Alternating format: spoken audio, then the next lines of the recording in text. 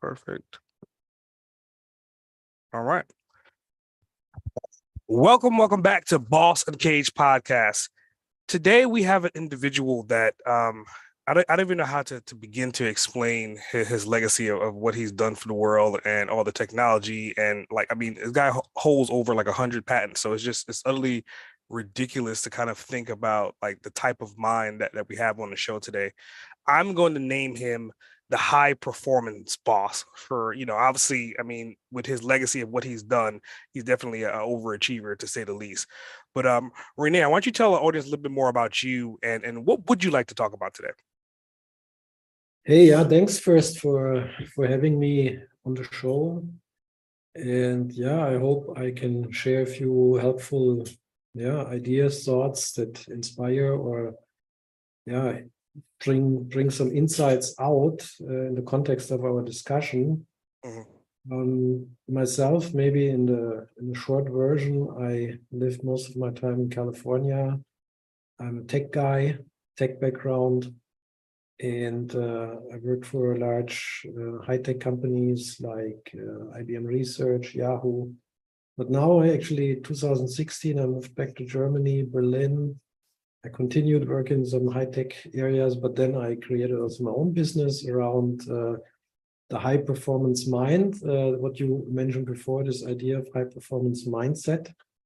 And that's what I'm doing now in the role of a trainer coach, working with executives, working with founders, entrepreneurs, and helping them to upgrade mind and body, the awareness. I think that's the idea.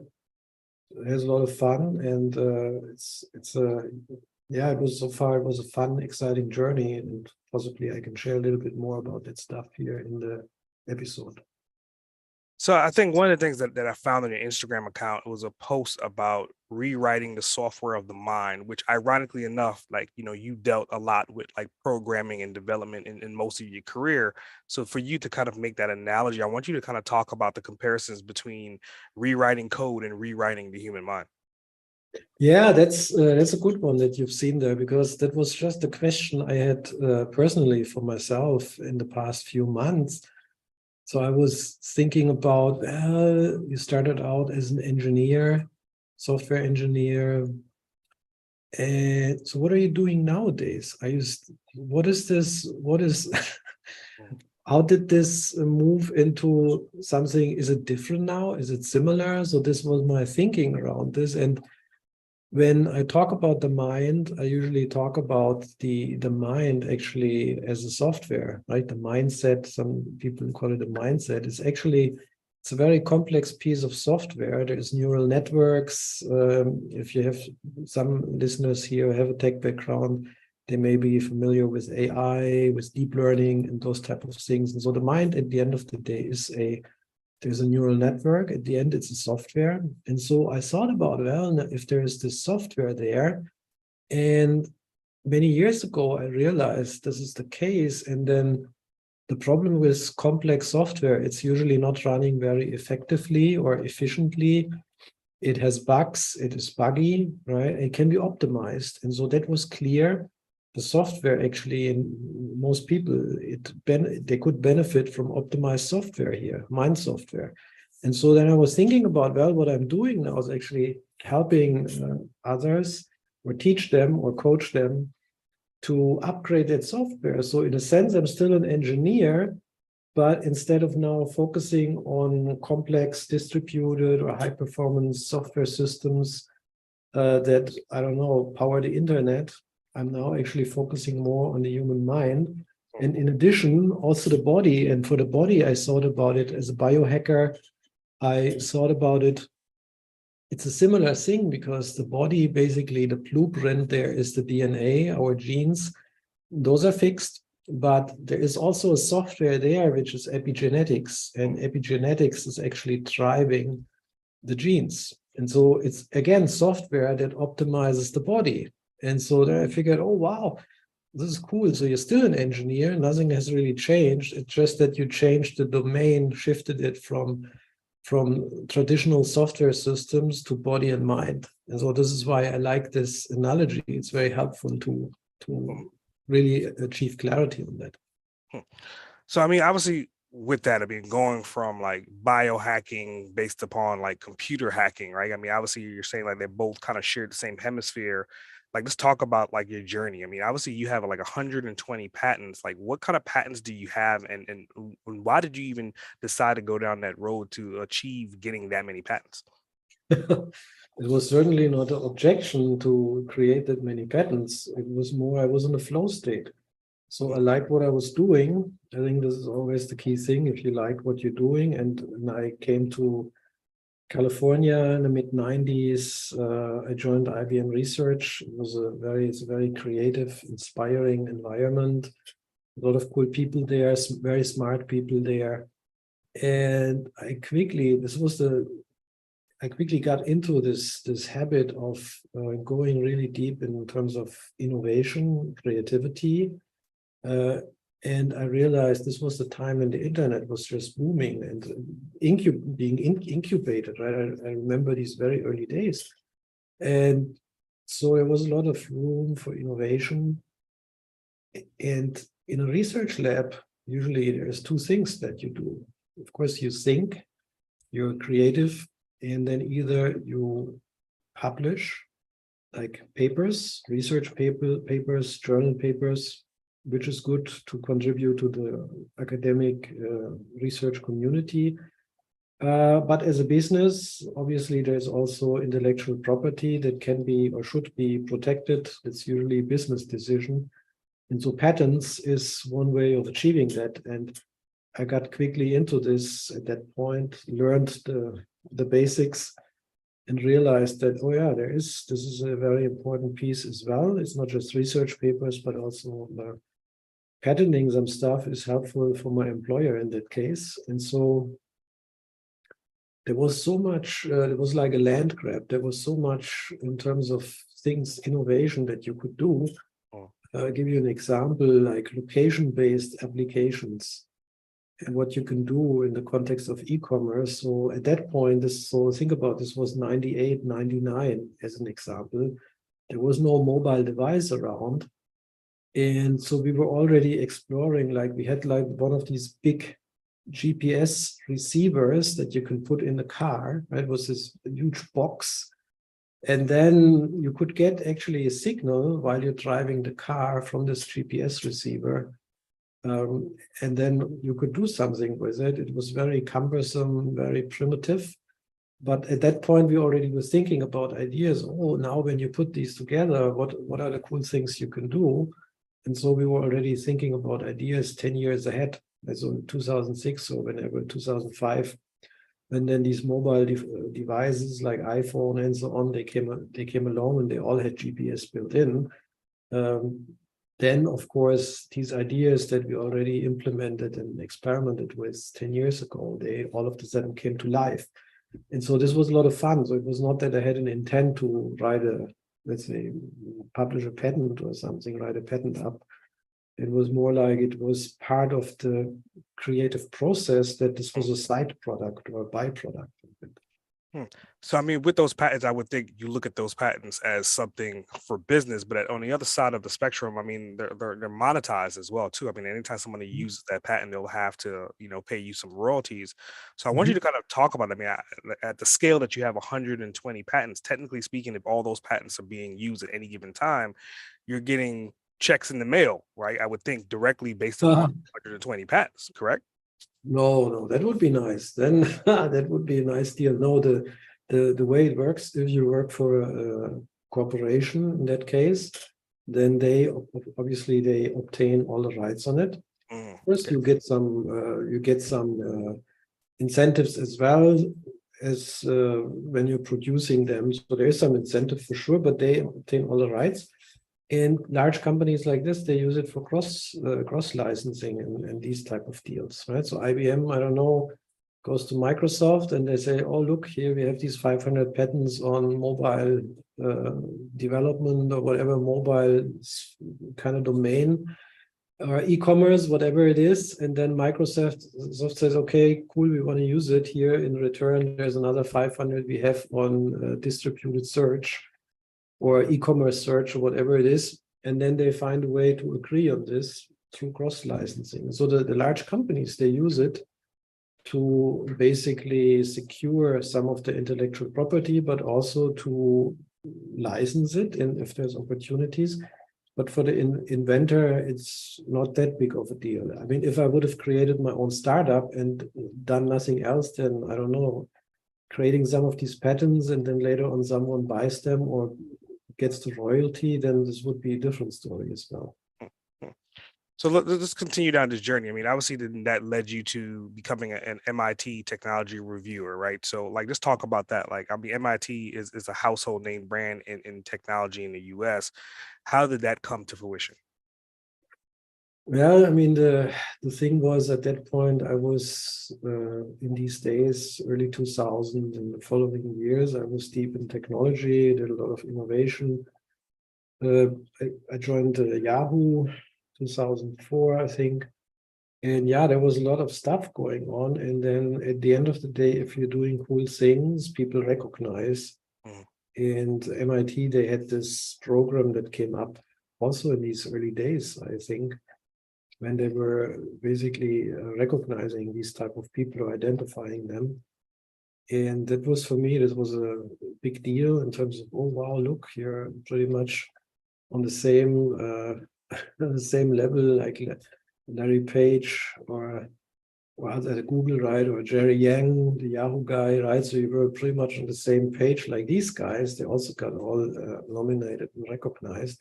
So that was in terms of for the ego some cool thing that other people recognize the impact that is being generated. But it was more or less again a byproduct, nothing where I did something particular for or had any ambition. It was just you do good work, and then other things are usually following. Hmm. So I mean, based upon that particular answer, right? It seems like you're profound, but you're humble as well. So I want to talk about like your upbringing, like what kind of kid were you? Because in this particular audience of listeners, I always say that there may be a kid like you, a younger version sitting in their house right now, and they don't even know what to do with them. So I want you to kind of like depict what were you like growing up? Yeah, I mean that's a good question. I mean, at the end, I grew up here in this area where I live now, a little bit northern part of Frankfurt, in the countryside, and yeah, there is not that much going on. That's why when I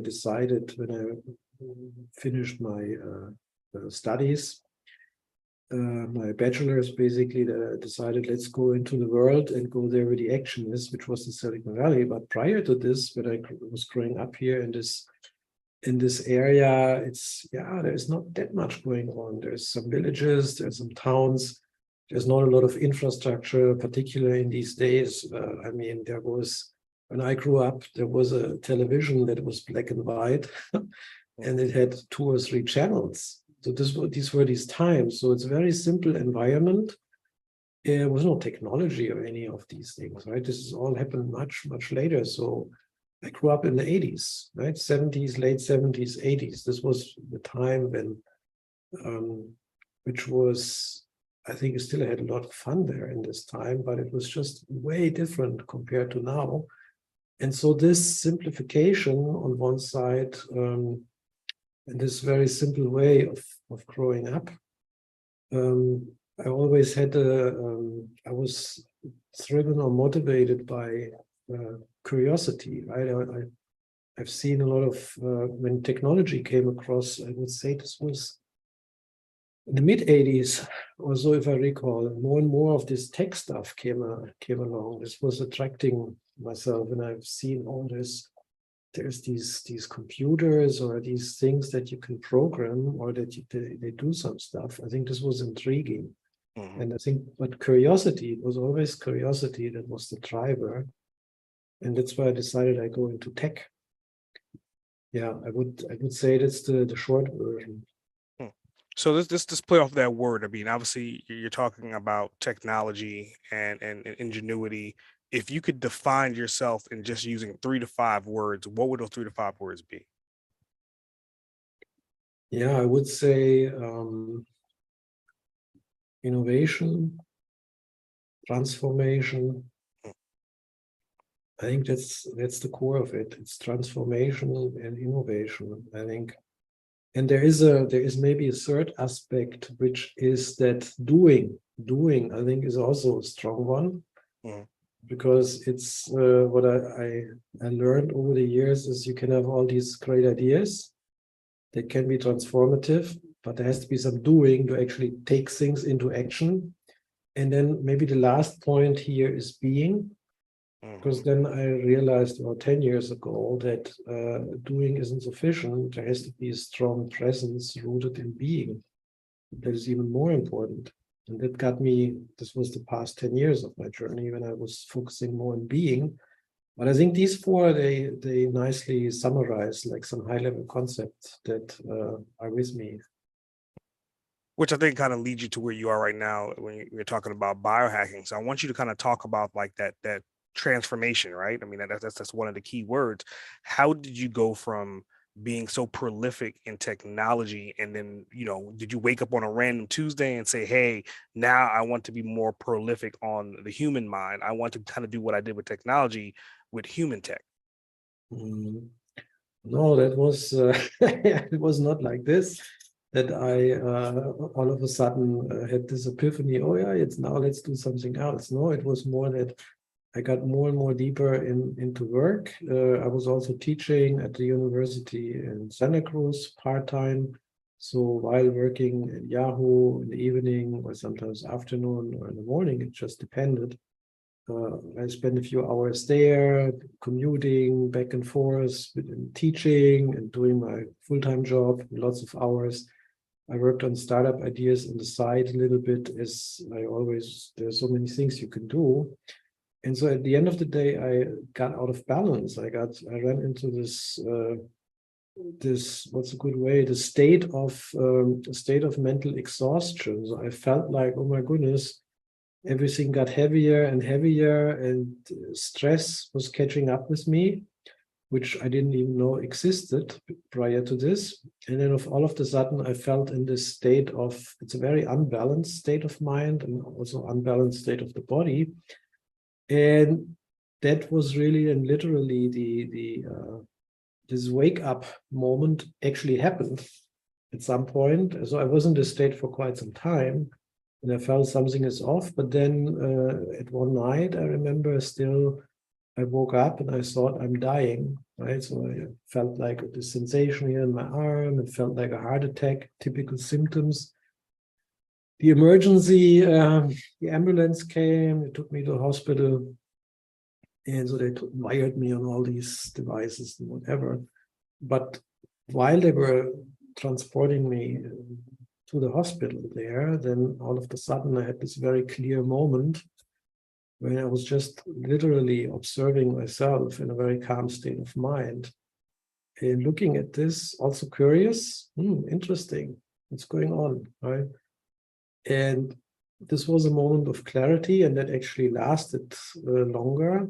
And then in the hospital, I mean, they just told me, too much stress helps with the anxiety. So it was some anxiety attack, panic attack, whatever. And they've seen that, and apparently they've seen that a lot. So it was, for them, it was not a big deal. Oh, yeah, here, take these, get out. But for me, this was the moment when all of a sudden I had this sense of clarity, and it was staying there for quite some time. And that changed a lot, because I felt like at that point, this was a completely new perspective. Of course, I was puzzled. I had no idea what's going on.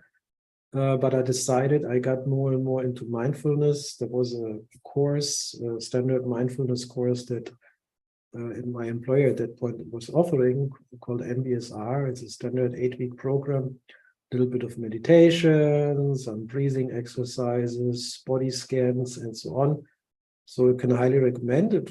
It was a simple thing, do little of these exercises. And for me, it was just to explore the idea of decreasing stress levels, but also coming back to these really crisp levels of clarity. There were so these calm moments of clarity, stillness, that was just phenomenal. And I experienced them again in meditation very quickly. And so, oh, wow, this is great. So it looks like a whole new dimension opened up. And for me, this was just, again, curiosity, exploring. I had no idea what to do with it yet, but it was clear that it was a start of something new. But what it was evolving. So I started to applying these things to my work because I figured there's so many benefits in the personal space. Let's see how this can be used when you do your business, when you do your work. Mm. And because all of a sudden you could actually work more. That was the first idea. Oh, wow. Clear mind, calm state of mind. You can actually get more stuff done. But I realized, well, it may not be the smartest thing to do because this is what brought you there was lack of balance. So try to be aware of creating more balance, which I did. And then I also experimented, how can I now use these techniques of mindfulness in the workspace? And then I did that. But I also, a few years later, when I moved back here to Berlin, to Germany, my body was still in a pretty bad shape because of all those things. And I also, of course, I had no idea what to do. These doctors at that point, they just gave me one pill after the other.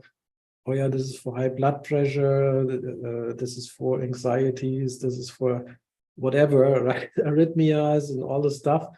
And so there's all these pills, and what the heck? I'm so young and I have to deal with all these pills, and that's completely off. And so, but it was clear the doctors can't really support here. They have no clue in terms of, they know when there's a condition that you put in these things to treat the symptoms, but it's not getting to the cause, root cause, right? And so that's why I figured, well, when I moved in here to Berlin, I met a few functional medicine doctors. And one of particular, she was really good.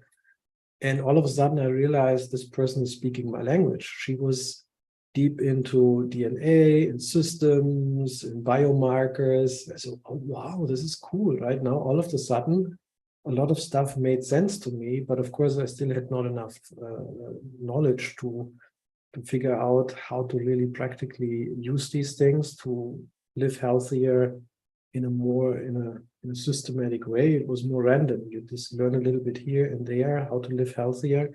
But over time, since what I'm good at is I can go really deep into something quickly and digest it and then make sense out of it. So this was my strength as an engineer, and also here my strengths. And so over the years, I got deep into epigenetics, functional medicine.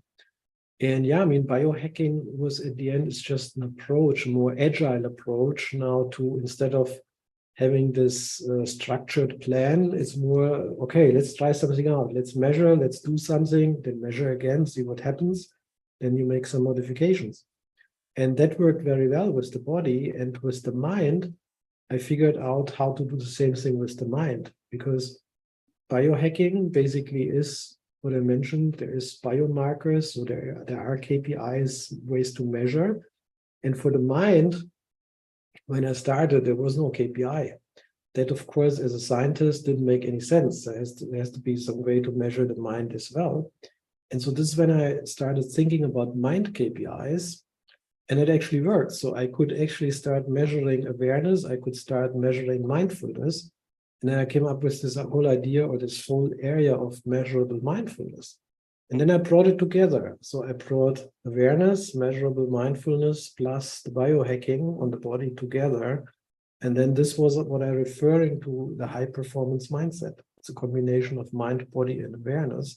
And this evolved in the past, I would say, 3 years. It's still evolving, obviously. It never stops.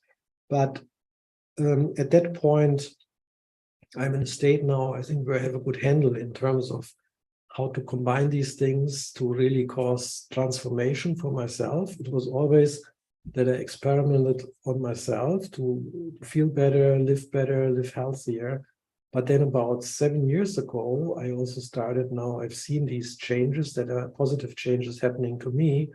Then I thought, well, how can I help others with these things? And this, when I got over the years more and more into the coaching, the training stuff, where I now pretty much work with executives. They want more performance. They want to live calmer, stress-free. They want to, increase their performance levels on all areas, live healthier, right? And now, since I know how it worked for me, how to measure things, what are possible ways to make changes and what impact they're producing, um, it's a natural step that I then decided, okay, it's a time, let's not focus too much on yourself anymore. Of course, you keep doing this and you keep iterating and learn some new ways and improving health and mind, but let's focus more on helping others. So, I think one long of the answer. key things that you had said, and I want to kind of like dive into that a little bit to kind of get some more insight. And again, you're very linear, right? So you're talking about evolution, and you just said like maybe 3 years ago was kind of when you kind of hit that landmark, that life of that situation to kind of reimagine where the direction you're going in right now. I want to talk about like the earlier days, like how long were you in that state of mind in technology until you hit that body crash, until you hit like that life-changing moment? How many years was that? I would say about 15 years. Mm. So that's why it took some time. It was not from today to tomorrow. It was like something built up more than a decade, slowly but steadily. And also realized this is a common situation. So I'm not like the only guy who experienced this. I actually realized this is the way in tech, and of course in other industries as well. But tech is a little bit special in a sense that there's so much new information every year.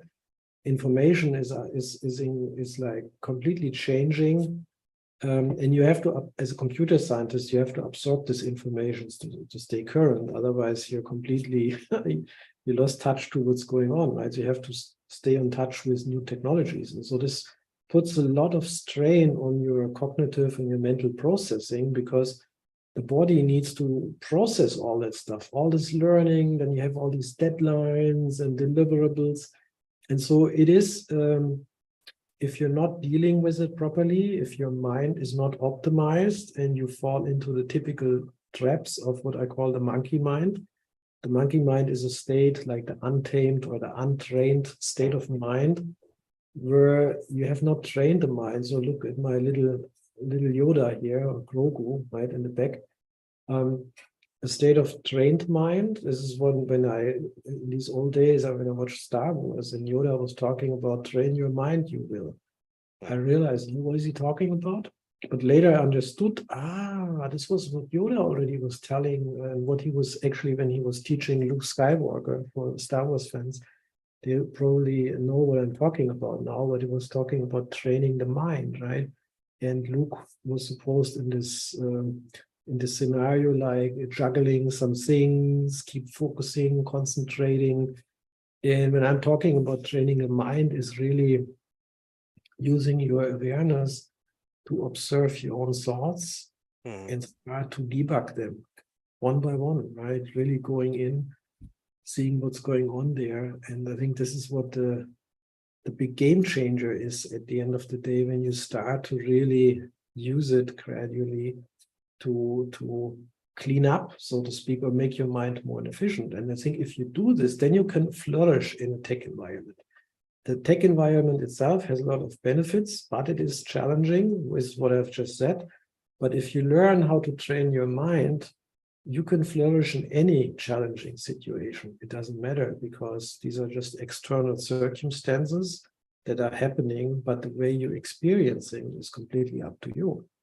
And Mhm. that's why I've seen these benefits myself. When I moved here to Germany, when I started working at a large e-commerce tech company here in Berlin. Um, I built up large organizations there. I had about 400 people, engineers, data scientists, built up a research lab there in my organization. This was a large organization distributed in several cities within Europe. But I did it effortlessly, in a calm state of mind, in a very clear state of mind. It took me less effort than when working in smaller team setups back in these old days at Yahoo, because I was simply, at that point, my mind was in a different state. It was in a more trained state. Mhm. And that was make the difference. And that's why at that point I realized this is like something, training the mind is something that can be beneficial to everyone, independent if they're working in tech or not in tech. I think is a part of the necessities nowadays that kids should learn at school right away. Like when they go in preschool, start training the mind, right? Do the Yoda stuff, but actually figure out how to do it in little steps in a age appropriately, right? You can do that. And I think these things, they will pay off in the long run. So let's just take this Yoda mindset about training mind on a time traveling journey, right? If you can go back anywhere in your history and retrain your mind at a particular point in time, when would you go back to and to retrain your mind? Well, I mean, there is, I would say there is no particular point in time. I think it is beneficial. Of course, it would have been beneficial when you grow up as a young kid that you already have the trained state of mind. It would be great. But on the other hand, I think life happens for you in a way that makes the most sense. So that's why I think it all happened in a good way, so that I could, in my own pace, benefit from these transformational things happening there. And I would say it just happened in the right moment. It was just, I mean, luckily it didn't, I mean, if I think back, it could have been worse. Let's say I wouldn't have had that experience. I would have maybe kept working in this craziness for another 5 years. My health would be at that point really in bad shape. Who knows what all the diseases that would have been developed based on out of this. So I think I'm happy the way things unfolded there. But yeah, I think there is no particular point in time and I say, oh yeah, this would have been much cooler if I would have had this before, because who knows what would have changed because of that. Makes perfect sense. So let's just keep going back on this journey, right? So when you think back with you growing up with your parents, were any of them or were you around any entrepreneurs in your younger days? Not necessarily. I think my uncle, he was an entrepreneur, so he was always entrepreneurial. So I didn't see him that often, but he was always talking about business stuff. My grandfather as well, he was also entrepreneurial. So I picked up a few of these things. What I learned is that when I was working for someone else, it's like trading in time for whatever, some money. But I've seen, like, from these guys that they had much more control in terms of what they were doing. So this was definitely inspiring. But unfortunately, again, there was not that much information out there or easy access to information. In these old days, there were newspapers that you can read. And there was no internet or any social media where you can pick up some of these ideas or even listen to one of these, like this podcast, right? Where you can learn, get inspired from other ideas. So I had little inspiration, but that little of inspiration was sufficient that it sparked in me this idea that you have to do something for yourself, which then is really aligned with what it is that you wanted to do and how you can generate the most value here on this planet. I think it's definitely very interesting. And I think it was another article or another post, I forgot which one where I found it at, where you were talking about your morning routines. And earlier on, you talked about meditation, which is part of your morning routine. So I want you to kind of allude, because you have a very distinct step by step what you do on a routine basis. Let's talk about that. Yeah, well, that is always evolving. I know in the past years that I think what I'm suggesting usually is that the first hour or 2 hours in the morning usually are perfect to utilize for yourself and create something like a morning routine. And most of us already have a morning routine, but maybe it's too short, or it may not be optimized in the sense that you can really get the most out of it. There's also an evening routine, and then you can sprinkle in more things over the course of the day. I mean, I experimented with different types of things that you can do, like in the morning. So, I mean, there is things that just getting dressed, right? Getting in shape to start the day, but there's biohacks that you can start doing, like cold showers or application of cold, right? There could be So for the body, right, there could be a vibration plate that shakes you. You get your body going. There could be some micronutrients that usually I prepare these things as a biohacker. There's a lot of different supplements, micronutrients that you take over the course of the week. And so those have to be organized, and in the morning you just pop them in. There's rituals like some, let's say, bulletproof coffee that you do in the morning to get some energy boost. There could be some, it could be some reflection. There could be some meditation. There could be some learning as well. So it really depends. So I figured I can't have this very strict routine, because every day somehow is different, and I have to have this flexibility that whatever the day brings, I'll figure out what makes the most sense and do it, basically determine dynamically what I want to do. So it's, on my side, it's a little bit more fluid. In that case, in the morning I got up, let's say it's a typical day. And so I say, okay, great. And I'm not that early person. My biology is designed to stay up longer and go to bed later and then sleep longer. And so I'm the night type of guy. So, and then the others, they're exactly the opposite. So, but when I get up, let's say at 7 or something like this, then I think about, okay, how much time do you have now for yourself? And then maybe it's an hour. And then I figure out, okay, let's do X, Y, Z, and then go through it. But it pretty much comes up on the fly. Right? It's not that I only thing I have is, here's a blocker. Now I have 1 hour, maybe I have 2 hours. It just depends what day it is.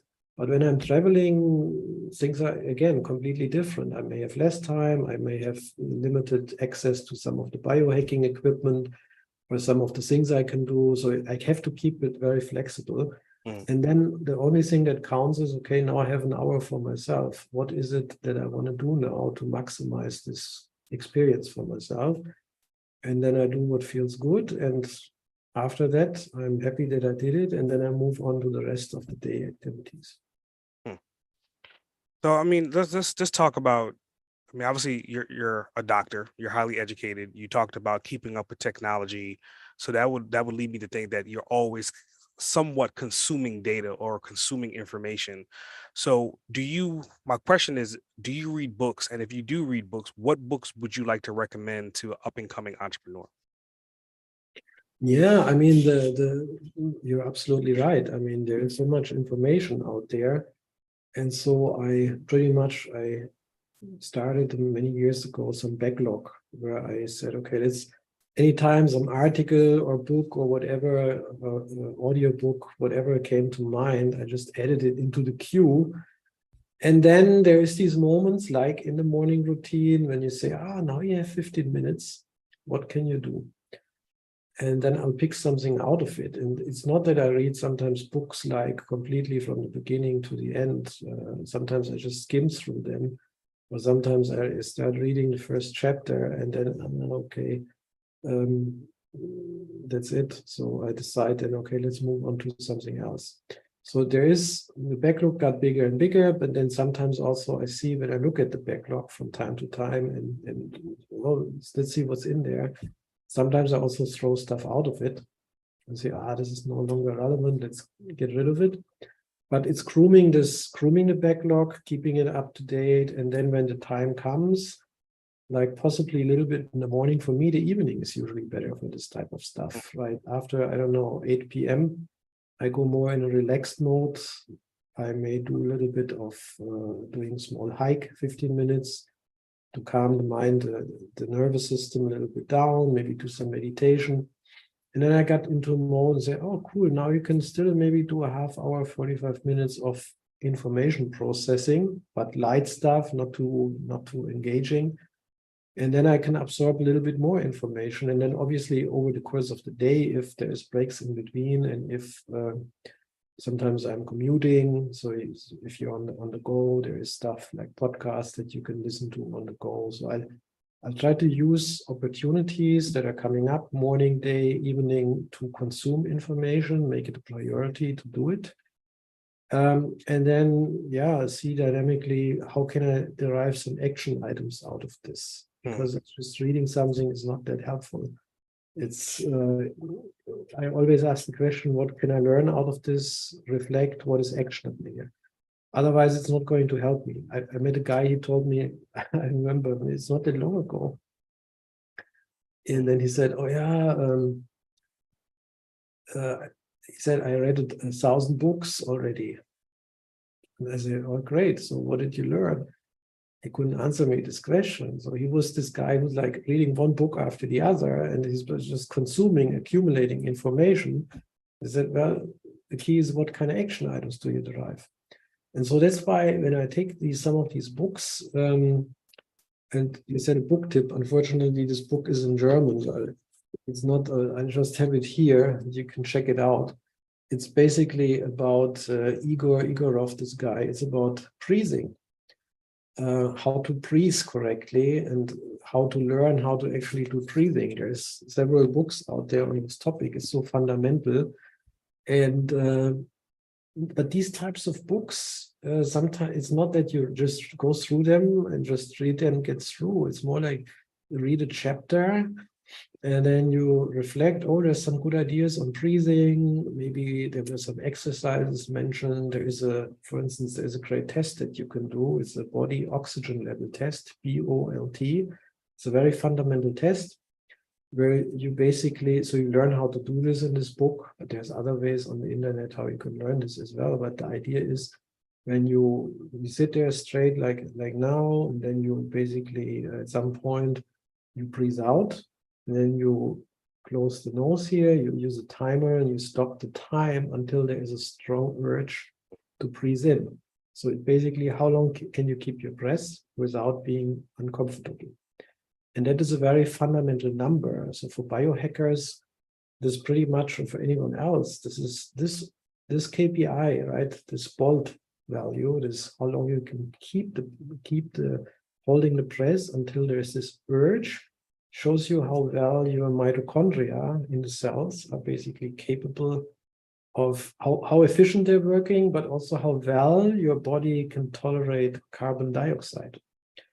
And so that's a very fundamental health marker, right? So if people, let's say on average, they come back with something like 20 seconds, people below 20 seconds, let's say 15 seconds, 15 to 20 seconds, that's already suboptimal. And then there's people like less than 10 seconds. I mean, they have really difficulties. They sometimes can hardly climb some stairs. And so on the upper end, then there's people, what's considered optimal is 30 or 40 seconds, as an example. 40 seconds is optimal value. And so you can see with a simple test like this, if you do it where you are in terms of your overall shape, fitness level, health of your mitochondria, that tells you that simple test. And you learn that, for instance, in this book. There's other exercises they're talking about, for instance, again, simple ways how you can improve that value, because let's say you come back with 20 seconds, then what can I do to bump it up? How can I get to 25 seconds? How can I get it up to 30, 40, whatever, right? So you learn some simple techniques, and that's why then reading the book itself is not a big deal, but it's more of then stopping, trying out these things and doing these exercises actually and experimenting, and then coming back to the book. And then the book actually has some value. So it could be the case. So this book is now here already for many weeks. So I'm still on it. And of course, I'm digesting in parallel a few other books that are coming up. But usually books I'm looking at are around this idea of a high performance mindset. So it's usually around either mind, training the mind, upgrading the mind, or related more to the biohacking side of things like functional medicine, topics, epigenetics, whatever comes up in the biohacking community. There's so many resources, and especially medicine is such a broad field. And then there's technology, right? So I always look at technology, what comes up there in terms of deep learning, new approaches, software that can be used, because when you combine the software with health, right, with health topics, you get into the space of health tech. And that is a very fascinating space because there's so much innovation happening nowadays, or in the past years it started. That's also an area I like to stay updated. So, I mean, let's just talk about that first. Let's dive into it a little bit deeper, just unpack it. So, earlier on, you were saying that like the people that you like to work with or you usually work with is executives. And obviously, you have a tech background and you're going into more biohacking. So, who is your ideal avatar that can get the most impact from working with you? I would say in general, like founders, Mm, entrepreneurs, executives, leaders who really want to upgrade their performance, right? They want to squeeze out more out of their mind, out of their body. They want to live healthier. And usually these are people who already feel that something is off. They feel that they're stressed. They feel the mind is always on, the busy mind. There's always some stuff. They're not calm. Some of them have trouble focusing. They get distracted too easily. So they see that it's not optimal state, but they have no clue what to do. They've tried maybe out a little bit of mindfulness. They tried out some little meditation. It's not going to work for them. They said, "Oh, I can't sit still for more than a minute." that's that's typical sign. And they can already suffer some. The more they suffered in terms of the body, when they have more severe already stress symptoms. Let's say they have trouble sleeping, they hardly sleep, and then things get worse and worse and worse. Or they may be sick, right? They may already have, based on those constant high stress levels, they may have some tinnitus, they may have some high blood pressure, they may have some even insulin resistance. I mean, there could be all kind of stuff coming into the mix once you're getting there. And so usually these people know that they have to do something and they're motivated to do something. It's typically not a person who wants to completely, like, oh yeah, I'm waking up, today is a new day. I have this idea, oh yeah, let's work on my mindset a little bit, right? And let's improve my mindset. It's usually not that. It's not a proactive person. Usually it's more people that realize, okay, this is not it's not sustainable. I have to do something. So it's more like these type of people, they benefit most. But obviously there is, I would say, a small percentage of these founders, of these entrepreneurs, they are actually proactive. I still haven't figured out what drives them, but they actually say, oh, I learned that if I can work on my mind, if I can train my mind, or if I live healthier, I see a lot of these potential benefits. So there's a small percentage of these people who decide upfront and say, let's invest into myself, let's make myself a priority. I think this is the biggest decision: make yourself a priority. mhm. And then figure out, okay, how can I now get going? What is an effective way to do it? And for me, I'm thinking about myself, I'm more the facilitator. I can give you the shortcuts. But for me, it was all trial and error. I did a lot of experimentation. I spent probably more than 10,000 hours on figuring that stuff out. But if someone nowadays, there are people around with this type of knowledge, and you can work with these experts and you can make shortcuts then. Right? So I think that's the big benefit when you work with someone like me or other experts in that field, to take the shortcut, right? Shouldn't take 5 years or 10 years. Let's do something now in the next few months and take advantage of these transformational things that can happen. So you have their ears, they're listening to you right now. What words of wisdom would you like them to hear from you? I would say that this proactive approach that I was talking about, I would encourage them to take advantage of this, of becoming really proactive on making themselves a priority first. I think this is the most important step, bringing in more balance into their life, because most people, they just think about their business deliverables. They're founding the business. They put all their energy into that. And that's great. I mean, yeah, sure, because they're passionate about it. they forget about themselves on their own well-being for mind and body, right?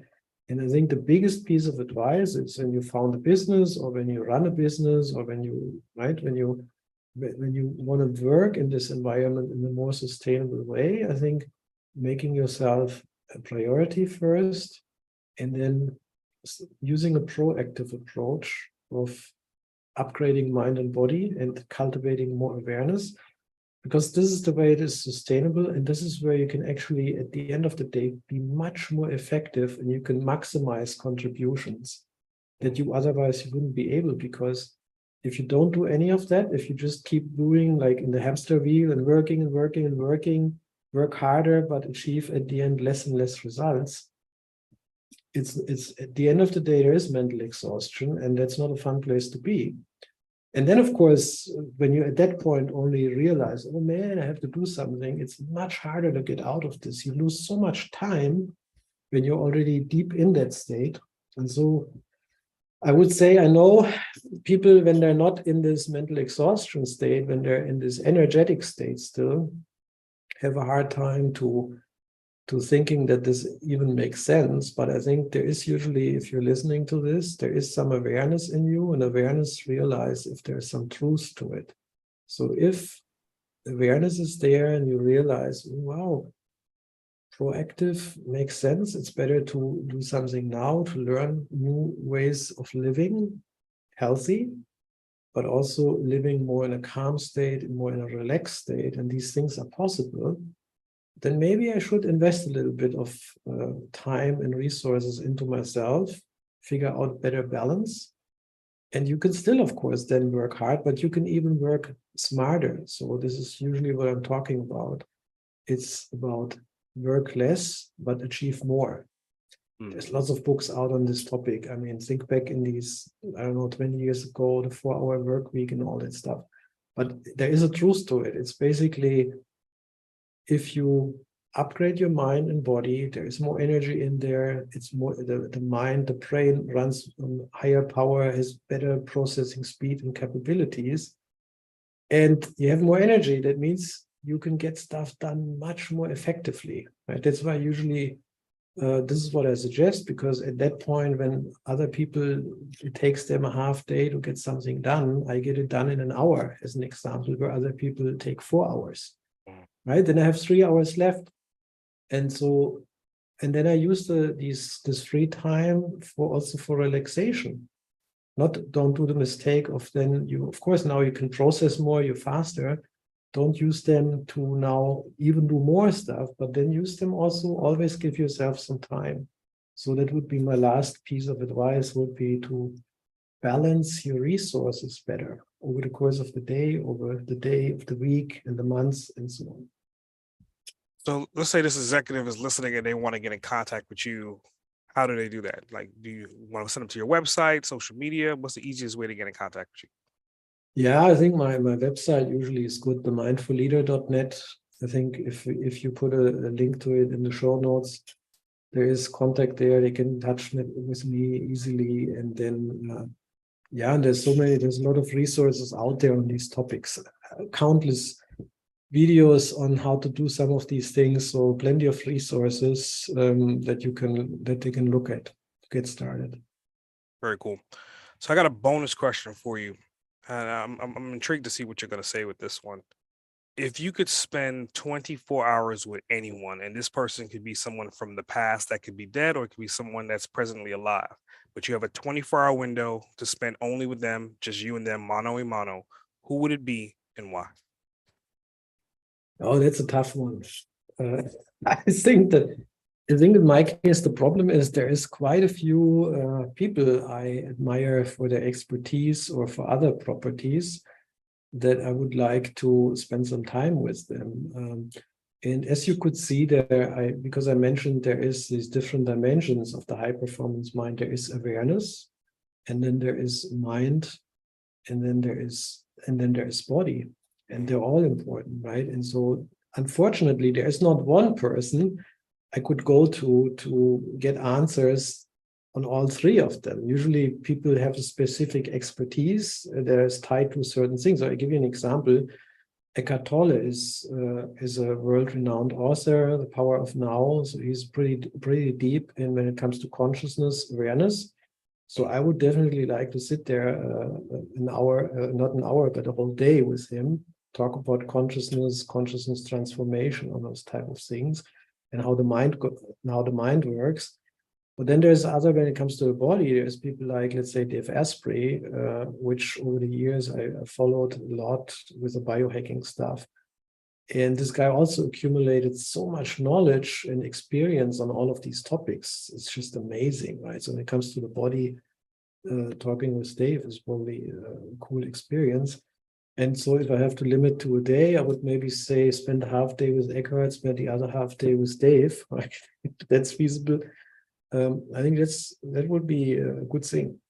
It's a very, very interesting answer. But I could definitely see that. I mean, there's so many people throughout history, spending just one day with someone could be definitely very difficult, especially with someone like you. So my next bonus question for you would be, considering that you had all these different levels of achievement, which one personally to you is your most significant achievement to date?